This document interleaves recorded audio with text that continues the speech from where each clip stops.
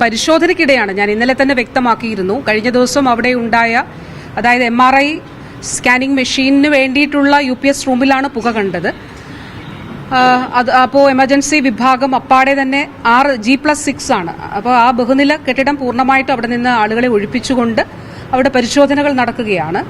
ആ പരിശോധന നടക്കുന്നതിനിടെയാണ് 6ാമത്തെ ഫ്ലോർ OT-കളാണുള്ളത്. അപ്പോൾ തൊറാസിക് സർജറിയുടെ ആ ഓപ്പറേഷൻ തിയേറ്റർ, അതിൽ ഈ പറഞ്ഞതുപോലെ അവിടുത്തെ എക്യുപ്മെന്റ്സ് ഒക്കെ പ്രവർത്തന സജ്ജമാണോ എന്നുള്ളത് പരിശോധിക്കുന്നതിന് വേണ്ടി ഉള്ള പ്രവർത്തനങ്ങൾ നടക്കുന്നതിനിടെയാണ് സീലിംഗ് ലൈറ്റിൽ ഇത്തരത്തിലുള്ളൊരു ചെറിയ പുക കണ്ടത്.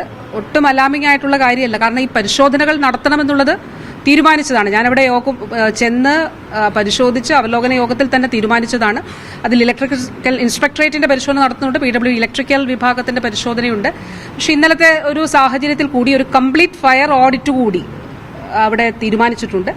അതിലെല്ലാ ഡിപ്പാർട്ട്മെന്റ്സും, ടെക്നിക്കൽ ഡിപ്പാർട്ട്മെന്റ്സും ഉൾപ്പെട്ടിട്ടുണ്ട്. ആ സമ്പൂർണ്ണമായിട്ടുള്ള ഫയർ ഓഡിറ്റ് കൂടി അതിന്റെ ഭാഗമായിട്ട് അവിടെ നടക്കും. ഞാൻ ഇന്നലെ തന്നെ അത് പറയുകയും അതിൽ പറഞ്ഞിരുന്നല്ലോ. അത് വളരെ ക്ലിയറായി ഞാൻ പറഞ്ഞു. അവർ ഗുഡ് ഇന്റൻഷനോട് കൂടി ചെയ്തതാകാം. പക്ഷെ അത് ഇന്നലെ തന്നെ ഞാൻ പറഞ്ഞിരുന്നു. അതിൽ റിപ്പോർട്ട് തേടിയിട്ടുണ്ട്. അങ്ങനെ ഒരു പൂർണ്ണമായി ഈ 2, 3, 4 നിലകളിലൊക്കെ പരിശോധന കഴിഞ്ഞിരുന്നു. പക്ഷേ അത് പോരാ.